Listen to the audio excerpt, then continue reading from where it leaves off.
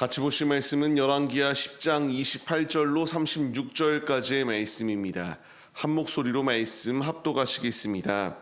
예후가 이와 같이 이스라엘 중에서 바알을 멸하였으나 이스라엘에게 범죄하게 한 느밧의 아들 여로보암의 죄, 곧 베델과 단에 있는 금송아지를 섬기는 죄에서는 떠나지 아니하였더라. 여호와께서 예후에게 이르시되 내가 나 보기에 정직한 일을 행하되 잘 행하여 내 마음에 있는 대로 아합 집에 다 행하였은즉 내 자손이 이스라엘 왕위를 이어 4대를 지내리라 하시니라.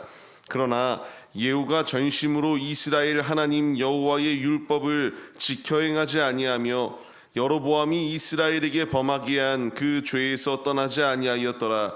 이때에 여호와께서 이스라엘에서 땅을 잘라내기 시작하심에 하사엘이 이스라엘의 모든 영토에서 공격하되 요단 동쪽 길르앗 온 땅 곧 갓 사람과 르우벤 사람과 므낫세 사람의 땅 아르논 골짜기에 있는 아로엘에서부터 길르앗과 바산까지 하였더라. 예후의 남은 사적과 행한 모든 일과 업적은 이스라엘 왕 역대 지략에 기록되지 아니하였느냐. 예후가 그의 조상들과 함께 잠에 사마리아에 장사되고 그의 아들 여호아스가 그를 대신하여 왕이 되니라. 예후가 사마리아에서 이스라엘을 다스린 횟수는 28회이더라. 아멘. 할렐루야. 오늘도 예배의 자리 가운데 모이신 성도님들 주님의 이름으로 환영하고 축복합니다. 오늘 같이 나눌 말씀의 제목은 끝까지 말씀을 지킵시다 라는 말씀의 제목 가운데서 은혜를 나누도록 하겠습니다. 참으로 중요한 말씀입니다. 하나님의 말씀을 지켜나가기로 결단하는 이에게 처음과 끝까지 하나님 한 분만을 의지하며 중심을 주 앞에 드리는 것이 마땅하다라는 것을 우리에게 말씀해 주고 계세요. 하나님의 사람은 중도하차하는 것이 아니라 끝까지 하나님의 말씀을 붙들고 하나님의 말씀을 지켜나가기에 앞장서는 것이 우리의 모습이 되어야 마땅합니다. 오늘 말씀을 보게 되면은 하나님의 말씀에 참으로 충성하였던 예후가 왜 이렇게 변질되고 이런 아둔한 자리 가운데에 이렇게 떨어져 버렸는가 의아스러울 정도입니다. 예후는 하나님의 말씀을 즉각적으로 이루기 위하여 열심을 다하였고 아합의 가문을 심판하는 주님의 도구로 귀히 쓰임 받았던 것이 예후의 모습이에요. 그런데 오늘 말씀을 보시게 되면은 바알을 멸하였으나 라는 말씀으로 시작하여 그가 이렇게 바알을 멸한 것은 좋았으나 그 뒤에 불안한 암시가 시작되었습니다. 이제 그가 행동하였던 것은 무엇이냐? 바알을 멸한 것까지는 참으로 좋았는데 여로보암의 죄의 길을 걸어가기 시작하였다라는 거예요. 금송아지를 섬기는 죄에서 떠나지 아니하였던 것이 바로 이 예후가 걸어갔던 길이었음을 발견할 수 있게 됩니다. 하나님이 원치 아니하였던 우상 숭배의 길이었습니다. 여로보암이 왜 금송아지를 만들었습니까? 그들이 남유다에 가서 이와 같이 하나님을 섬기기 시작하면은 자신의 왕권이 위협된다라고 생각하여서 금송아지를 만들었던 것이 그들의 모습이에요. 근데 지금 예후가 이 길을 그대로 걸어가고 있었다라는 겁니다.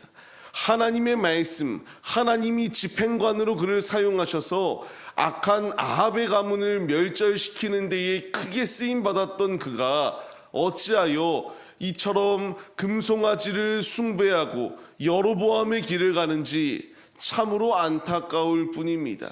그러나 이 자리 가운데에 놓여 있을 때에 즉각적으로 깨닫고 회개하고 돌이켜야 되는 것이 그의 모습이 되어야 마땅하였지만 그는 그 길을 걸어가지 아니하고 계속하여 여로보암의 길을 걸어갔다라고 이렇게 말씀이 기록되어지고 있어요. 하나님께서 이런 그의 삶을 평가할 때에 30절 말씀과 같이 네가 나를 보기에 정직하게 행하여 자손 가운데에 이스라엘 왕위를 4대를 이어갈 수 있도록 하나님께서 축복의 자리 가운데 더하여 주셨던 것을 볼 수 있게 돼요. 이런 축복을 보장받았다면은 자신이 이처럼 금송아지가 자신의 삶을 운행하는 것이 아니라 하나님이 지키시고 하나님이 운행한다라는 것을 믿고 나아가야 마땅했습니다. 하지만 그는 여전히 죄악된 자리 가운데 놓여 있었습니다. 하나님이 보시기에 악한 자리 가운데 거하였으나 그의 인생에 이 전반부에 하나님을 위하여 중심을 들였던 그의 모습을 바라보시고 하나님이 그를 멸절시키신 것이 아니라 하나님께서 4대를 이어주시는 축복을 더하여 주셨습니다. 그렇다면 우리가 깨달아야 될 것이 있습니다. 하나님께서 그가 충성하였던 모습을 기억하사 이 죄악된 모습 자리 가운데서도 이런 축복을 더하여 주셨다면은 끝까지 하나님 편에 서서 하나님의 길을 걸어가는 자에게는 얼마나 무궁무진한 주님의 축복을 더하여 주실 것인가라는 것을 우리가 바라봐야 됩니다. 하나님은 하나님께 충성하는 자를 그냥 방치하시지 않습니다. 복에 복을 더하여 주시고 주님 안에 승리할 수 있도록 주님께서 일하여 주십니다. 이와 같이 예후가 하나님 편에 서 있지 아니하고 우상 숭배한 결과물은 분명히 그에게 심판으로 다가왔습니다. 어떤 재앙으로 그에게 다가오게 되었는가? 하나님의 말씀을 지키지 아니하고 여로보암의 길을 걸어갔던 예후에게는 하나님께서 이제 하사엘을 통하여 곳곳에서 이스라엘을 공격해오는 이런 심판의 길이 있게 되고 결국 그 땅이 이처럼 빼앗기게 되는 상황이 놓여 있게 됩니다. 하지만 그 가운데서도 하나님은 그를 기억하시고 이와 같이 28회 동안 이스라엘을 다스릴 수 있도록 하나님이 인도하여 주셨습니다. 앞서 말씀드렸던 것처럼 하나님께서 이와 같이 그가 이전에 행동했던 것을 기억하시고 그에게 복을 더하여 주신다. 우리 역시 하나님께 중심을 드릴 때에 하나님은 기억하시고 갚아주시는 분이세요. 우리가 분명히 알아야 될 것은 하나님이 갚으신다라고 말씀하시는 이 때에 우리가 나의 일부분만 드리는 것이 아니라 전적으로 아버지의 말씀에 충성하여 중심을 주 앞에 드릴 수 있는 믿음의 모습이 우리에게 있어야 마땅합니다. 주님이 나에게 원하시는 것은 나의 인생의 절반을 하나님께 충성하고 절반은 여로보암의 길을 걸어가 우상 숭배하며 망하기를 원하지 아니하십니다. 끝까지 한결같은 신앙을 가지고 주님의 길을 걸어가기를 원하시는 것이 우리 아버지의 뜻임을 우리가 잊지 마시기 바랍니다. 오늘의 삶을 시작하는 우리의 모습들, 이제 우리가 주의 말씀에 반응하여 믿음의 길을 걸어가야 됩니다. 하나님이 나에게 원하시는 것은 여로보암의 길이 아니라 하나님을 의지하며 주님의 길을 걸어가시는 것입니다. 북이스라엘의 이 역대 왕들을 보게 되면은 여로보암의 길을 걸어갔던 이들이 참으로 많습니다. 지금 이 시대 역시 마찬가지 아닐까요? 하나님을 의지하며 하나님의 길을 걸어가야 되는데 이와 같이 여로보암의 길을 걸어가고 우상 숭배하며 하나님을 잊어버리는 패역한 삶의 시대가 지금 우리가 살아가는 이 시대입니다.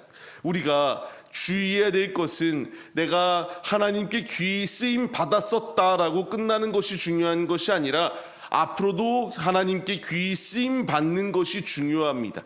과거가 나의 전부가 아니라 현재와 미래 역시 하나님 편에 서서 하나님과 동행함으로 말미암아 충성한 자에게 죽도록 충성한 자에게 생명의 면류관이 예비되어져 있고 주님의 영원한 나라에 거할 수 있는 축복이 예비되어져 있다는 사실을 우리가 잊지 말아야 합니다.